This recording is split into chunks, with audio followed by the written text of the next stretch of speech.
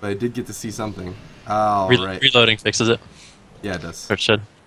I have less cooldowns now, so that's unfortunate. Yeah, I'm missing Kubzy and Dilly, but it's okay. I am as well. Yeah. I do believe that sometimes that can be fixed when the doors are open. Vadrix is letting me know that it does a last resort refresh to the cooldowns as the doors open, but we'll see. But something to note is that this is a Frost Mage and a Feral Druid. It's not the Hunter. Yeah, this is a completely different matchup than I thought it would be, so I'm interested. I've never seen this comp. This is Samiyam on the Mage. Not a Mage we often get to see play in tournaments, but be nice to see this. Yeah, there is a sap out onto Sam, but the flare is going to deny the follow-up sap. Oh no, I thought it would, but then it actually didn't. Pikaboo actually was able to get a little bit of something in there, but not too much. So the opener from the Rogue is not going to be too scary at this point, but obviously it's not an RMP, so the opener isn't quite as important.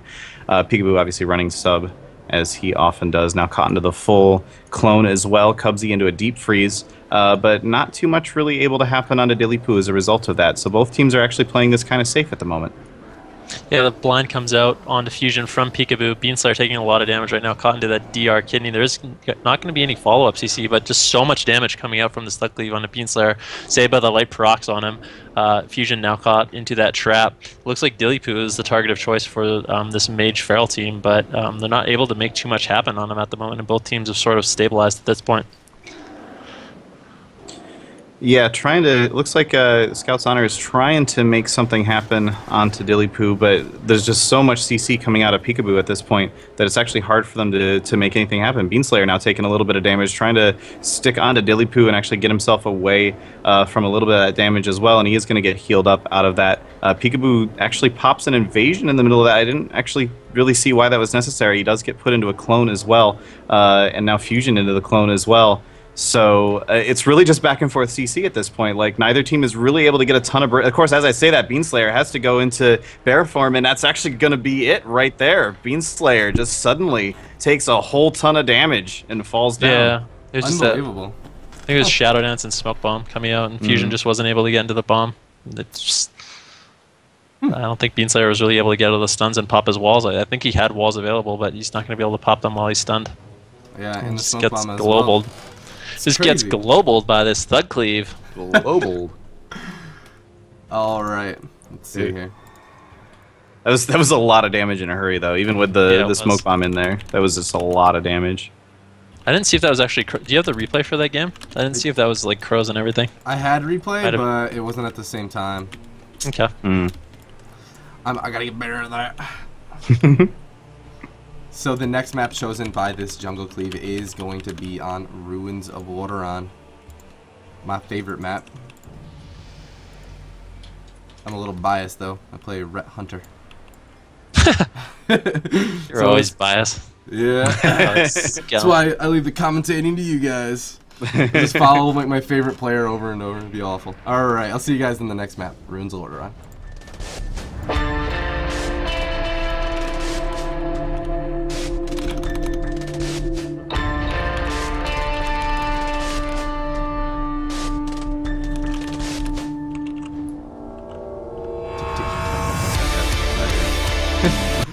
Is letting the teams know what composition they're actually facing right now, as it was a surprise to them, I believe. I let them know just before the gates opened, but who knows if they had time to glyph or whatever.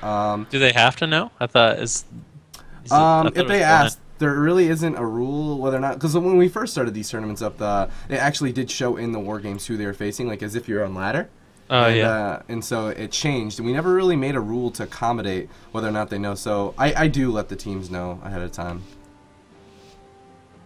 if there is a change like that. Oh man, Ruins of Lordaeron. I don't know. Yeah, Pikaboo's going to come out here, and he is going to get that sap again on Samiyam.